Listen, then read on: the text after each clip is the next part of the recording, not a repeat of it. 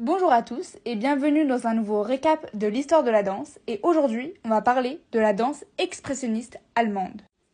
Pour vous mettre un peu dans le contexte, de la fin du 19e siècle au début du 20e siècle, c'est une période où les artistes ont voulu s'affranchir en quelque sorte des danses dites savantes et ont souhaité une certaine libération et notamment celle des corps dansants. Ces libérations en danse, on peut les retrouver dans la danse libre d'Isadora Duncan qui a souhaité danser sans corset et en faisant abstraction de la codification des mouvements, mais également dans la danse de la sorcière de Mary Wigman en 1914 qui entre donc dans la danse expressionniste allemande. Donc cette danse, elle met l'accent sur l'expression des émotions internes par des gestes et des contorsions, des mouvements convulsifs ou d'autres postures du corps. Elle se développe au même moment que l'école et le mouvement Bauhaus qui prolonge le courant romantique dans un art expressionniste, réconciliant l'art et la technique. Cette danse est à l'origine initiée par Rudolf Laban, mais on reconnaît plus Mary Wigman comme une figure importante et la créatrice de cette danse.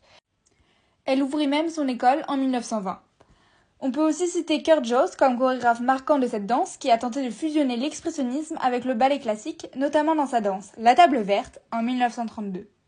On peut lier cette danse à la danse-théâtre et notamment avec Pina Bausch.